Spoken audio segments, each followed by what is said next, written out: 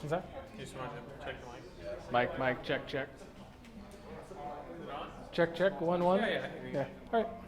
I've been getting into technical writing a little bit, and as far as like whatever, only because it's a profitable. All right. So, we're going to go ahead and get started. Yeah. Let's switch. Tonight we've got two people visiting from Austin that are going to give us some talks. And the first one we have is Dustin Younse. He went to school with me. We both went to UT in this Act Lab program where we made stuff. He now runs, that's literally like the motto was make stuff, take risks, and be awesome. So that's like what we did along with Brandon, who's sitting in the second row. We kind of ran this ad hoc program where we did anything from sewing to programming to hardware to performance to activism, all kinds of stuff. So Dustin runs Dorkbot up in Austin. If you don't know what Dorkbot is, it's fun with electricity. And I'll let him I'm going to just do a short introduction for Dustin, just let him kind of talk away because I know he's got some really cool stuff to say. So without further ado. Hello, everybody. Ignore the Score Center announcements.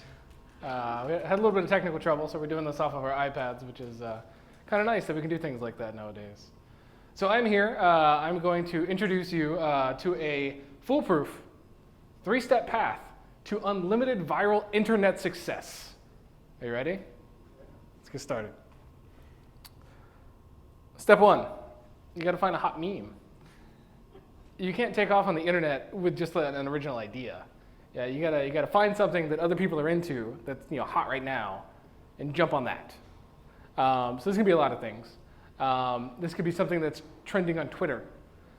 This could be something I don't know if you saw the debates last night, but within about 12 minutes of the debates ending, there were probably 19 different Tumblrs brand new, 30 or so Twitter accounts brand new, and quite a few Facebook accounts, all dedicated to making fun of Mitt Romney, which I'm all for.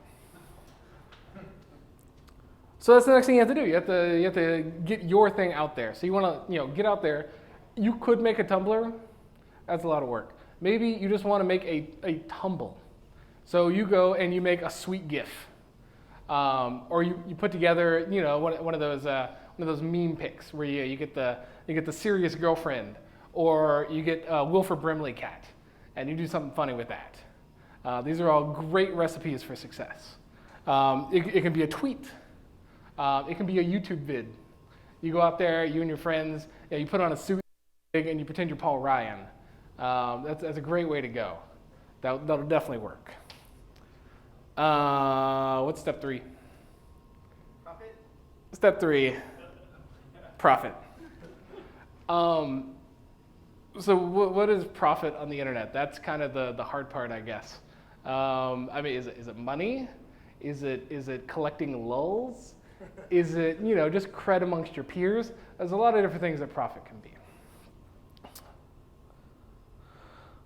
So it's a trick. I'm not actually going to tell you how to be successful on the internet, but I am. It's a double trick. So there's the old media and there's the new media. So old media, that's television is old media, radio is old media, the newspaper is old media. I don't know if you've seen a newspaper box around lately, but those things are looking rough. Old media is what's known as a scarcity-based economy. They make money off of the fact that you have to come to them to get the thing that they produce. So 10 years ago, if you wanted to know about the debate, so we'll say 12 years ago to make it a nice round number, you would have to, number one, watch the debate on TV or listen to the debate on the radio. You would have to pick up a paper the next day to read what happened, to get the opinions about what's going on with that. You would have to, talk radio was a big thing. I guess it's still kind of, but it's shifting. But if you wanted these opinions, if you wanted to get into that and put your finger on the pulse and know what people actually thought, These are the kind of things that you'd have to do. And to do that, you would have to go through their channels. You'd have to go to the newspaper box. You'd have to turn on the TV. You'd have to turn on the radio. That was the only way you can get it, and that's how they made their money. Nowadays, the internet, it's an attention-based economy. I don't know if you've ever been on the internet. There's a lot of stuff.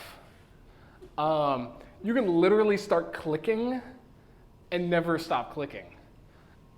We no longer have a scarcity of information. We have a surplus and abundance.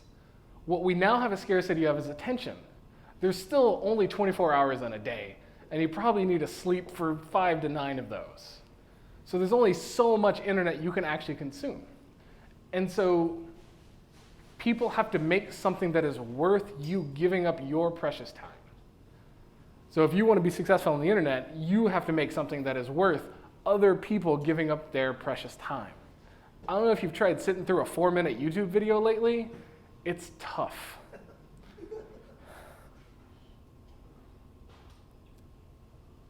The internet is an unprecedented fountain of content.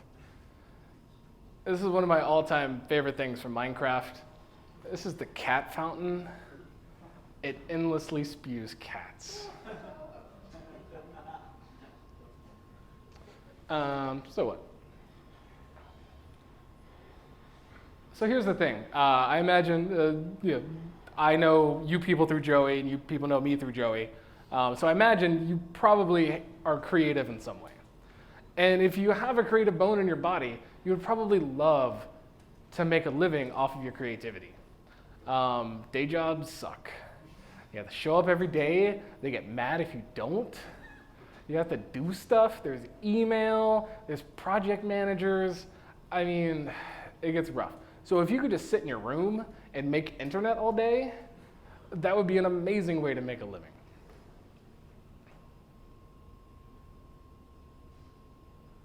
So the thing is, the internet makes this very accessible. There was a company here during the Techstars who was making an online non-linear video editor. You guys probably don't understand just how heavy that concept is. We used to have to buy $3,000 computers and then $3,000 external hard drives and then a $2,000 card to go into that $3,000 computer just so that we could edit something that was about this big on the screen without the computer screeching to a halt every 17 seconds.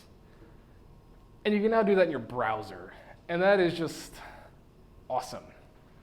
The thing is, again, it's not the content that's scarce anymore. Content is everywhere. What the internet also does, it makes it very difficult for you to get your stuff out there in a place where people are actually going to look at it and care about it and possibly give you the option of making money off of that thing. And so this is the secret of the talk. You have to care about what you're making. It's fun to sit with your laptop in front of the TV and make fun of Mitt Romney and throw up a couple GIFs. That's awesome. But is that really something that you would want to do every day for the next 10 years? Maybe you are. Maybe you want to be the next Jon Stewart. That's awesome. That's a great thing to do, if that's the thing you care about. But if it's not the thing that you care about, maybe you should stop and think about the things that you actually care about and focus on those things. So, I'll tell a couple stories. There's this guy, Jonathan Colton. He's one of my personal heroes. I guess it was about 10 years ago. He was a computer programmer. Really smart guy. He went to Yale. He lived in New York. He had a really good job. He was making good money. But he absolutely hated it. Because what he really wanted to do was he wanted to make music. Back in college, he'd really gotten into playing guitar, and he would go to the open mics, and he would sit there and he would play these soft little folksy songs. And that's what he really liked doing. But then he got out of college, and he's like, well, I'm out of college. I guess I should put the guitar away, and I should go hack some code for this guy who I don't like. And so that's what he did. Like he went and he was a web developer, and he would spend his days making login pages. He has an entire song about that. But then one day, right about 2005, as the legend goes, he got sick and tired of it. He's like, no, I really want to make music. There were a couple of complicating factors. He'd gotten married and recently had a kid. So, not the greatest time to make a career change, but his wife was awesome. He had some money in the bank. She was like, you know what, give it a try. If that's something that you really want to do, give it a try. So he went out and he started a thing that, there's all kinds of things online, like little contests where like somebody like record a song about this, and you put it up there and people vote on it. He decided that he was going to do something on his own. He started a thing called Thing a Week, and he gave himself the challenge of every week he had to post a brand new fully recorded song on the internet. Every single week for 52 weeks. And those songs, he started taking, it's one thing to make a song for a contest. It's one thing to make a song for yourself and then use it for other things. And that's what he realized. So instead of just like, oh, here's this contest, let me make a song for that. He instead made all of these songs, and then he would enter them into the contests. Seems like a simple enough thing. So, he did literally a song a week for an entire year. At the end of that, he had 52 songs. That's, you guys don't really think in albums anymore, but that's like, 4 albums? 5? That's a lot of music. And people started to notice. Being a nerd, he had the luck of having kind of a built-in audience. Nerds love nerdy things. One of his most famous songs is called Code Monkey. It's all about being a code monkey. You couldn't find a better audience for his music. He's done really well for himself. 2005, he quit his job. He has not gone back to work. He's recorded a bunch of albums. He did Thing a Week for 4 years in a row. 4 years in a row. He put stuff on YouTube. He started making a lot of friends. Luckily he lives in New York. I don't know if you know, there's a couple of musicians in New York. So he kind of got into the music scene. He started making friends with all these different musicians. Started setting up real gigs. He started going on tours. I don't know if you guys have ever heard of a video game called Portal. Yeah. He wrote the theme song. Gabe Newell from Valve got in touch with him. He's like, I love your music. We got this game. We're going to stick it on this thing called the Orange Box. Maybe you'd like to record a song for it. He came up with the theme song. And it was kind of an upward trajectory from there. He performs at PAX every year, which is the Penny Arcade Expo, which is this large 3-day-long video game expo. They've got them, where are they now? So they've got the main one is in Washington State. They're doing one in Boston now. And this next year, they're going to start doing one in Australia. Penny Arcade is a whole different story. That's a big deal. So he started from nothing, and he worked his way, just up and up and up. And every day he got up and he's like, this is my job. This isn't like something I do at night just for fun. This is my job. So he took it very seriously. And he's done really well for himself. So he's put out multiple albums. He has tons of music videos. He's gone on nationwide and global tours. He has his own cruise now. Because apparently that's the thing you can do now is cruise lines will let you rent out half of a ship and you fill it up with people who love you. And then you go on a cruise with people who love you and you just do awesome stuff for a week. It sounds great. I would like to go on one of those.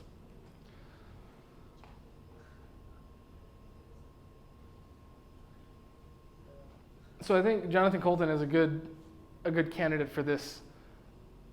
You have to kind of redefine what your vision of success is. So you want to be a musician. What does being a musician mean? Does that mean that you drive everywhere in limos and you have lots of groupies and you do cocaine 17 times an hour? That's what it used to be, sure. You go back to the 80s, I think was kind of the pinnacle of that kind of excess. 92 was the beginning of the end, I guess. And that's a great lifestyle. Like you fly everywhere, you only eat brown M&Ms. It's all kinds of amazing stuff. But the problem is what they don't tell you up front. When a record company says, hey, we want to sign you, and you start seeing dollar signs in your eyes, what you don't realize is they're not giving you money. They're giving you a loan. They're saying, here's $2 million. We own you for the next 3 albums worth of your creative output. And that means even if you stop liking that guy who runs the record label, you still have to answer to him for 3 albums. You can't go somewhere else. You can't release your own music anymore because they literally own your creative output, depending on the terms of the contract, for who knows how long. So maybe that's not what you want. Maybe instead, you would just like to be somebody who plays music for a living for a very long time. So instead of making $10 million per album, maybe you spend a year creating an album and you sell a total of maybe $200,000 worth of album. And out of that, you have to pay for your tour, so that's some money up front, but then you go on tour and you make a little bit of money back because you're doing your own merchandising and you get to keep all that money now.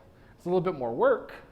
You don't have quite as much time for cocaine binges, but it's more sustainable. It's an actual lifestyle. It's a job that you can do for 20, 30 years if you wanted to.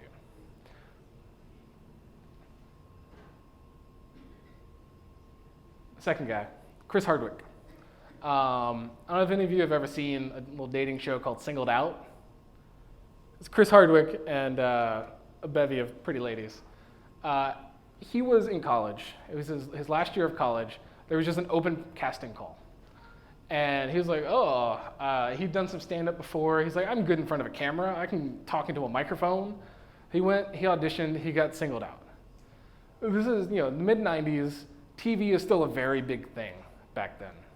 So he got popular-ish, not as popular as the pretty ladies that he stood next to on Singled Out, but he got fairly popular.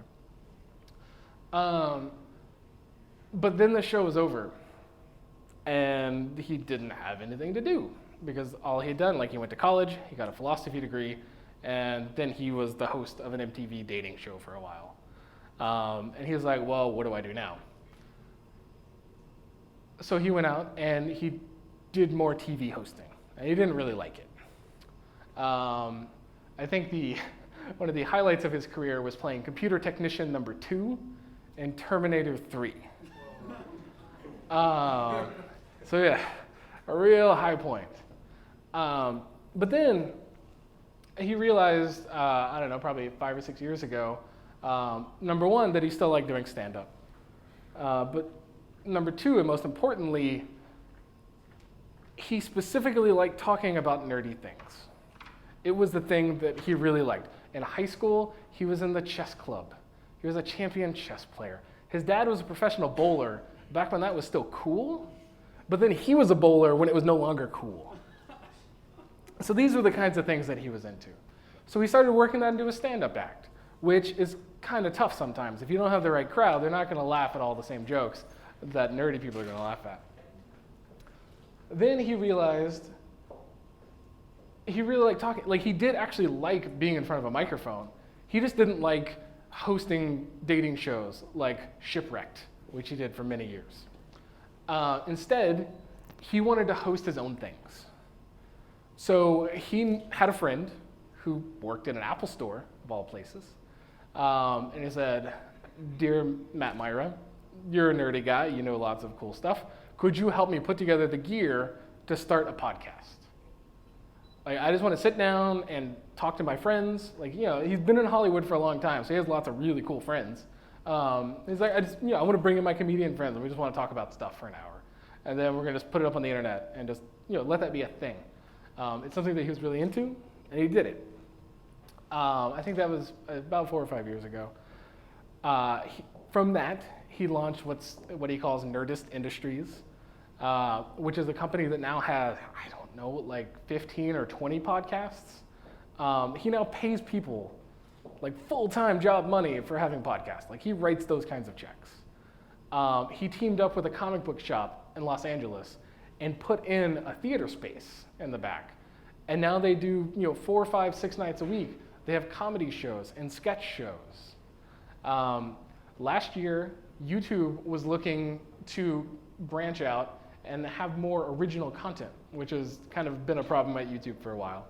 So they put together basically amounts to seed funding, kind of like a startup would get, but they gave it to people who created content. And so Nerdist Industries got a Nerdist YouTube channel, and they took that money, and they now have a rotating cast of I think 12 to 15 different shows, typically like 10 to 20 minutes a piece, that they put up every week.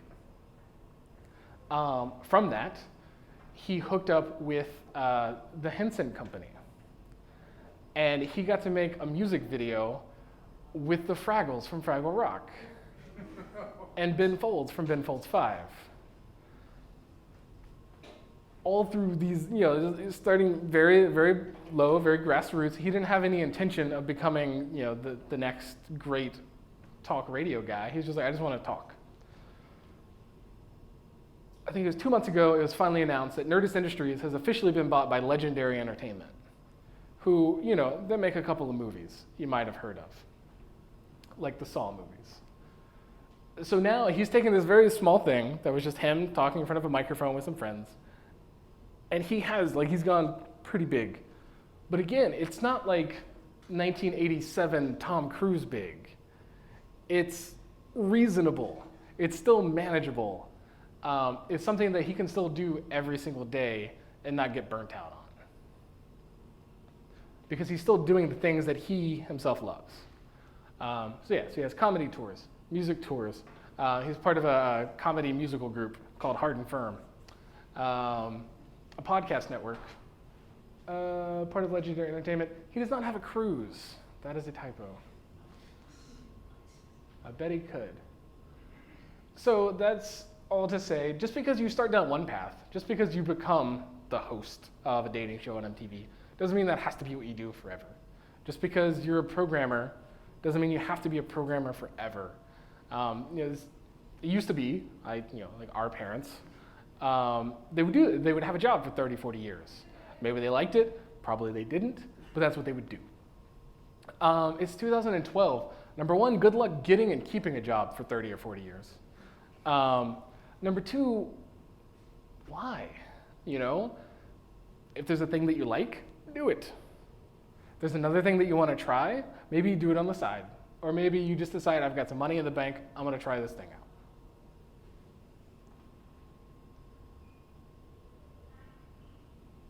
And so just to brag. So I went to film school. I really wanted to be a filmmaker. Thought it was a really awesome thing to do. Then I tried working as a working filmmaker. It's very, very difficult. You don't make a lot of money. You work for other people. They tell you what to do. You have to work on their stuff. You put in 14-hour days on somebody else's dream project. It gets pretty old pretty quick, especially when they're not paying you, or they're paying you $100 for a month's worth of work. So I decided, just because I went to film school, that doesn't mean I have to be a filmmaker. So I actually became a computer programmer, and I actually really like it. But I still like making movies. So, once or twice a year, me and my friends get together, and we do stuff like make expendable spoofs. This one's called The Unreliables. You should check it on YouTube. It's pretty great. I played the new guy. So that's what I got. What do you think? Any questions? I came in fashionably late. For like 10 minutes after you start talking about movie making thing. What did I miss? What did you miss? Well, you missed the unstoppable threefold technique to unlimited viral success. But that's okay, because the moral of the story is you shouldn't try to do things just because they're popular. You shouldn't try to do things just because you're trying to get famous. You should do things because you care about them. And when you do that, they're a thing that you can continue doing, because it's something that you actually enjoy, and you can keep doing it for a long time, and with any luck, make a living at it.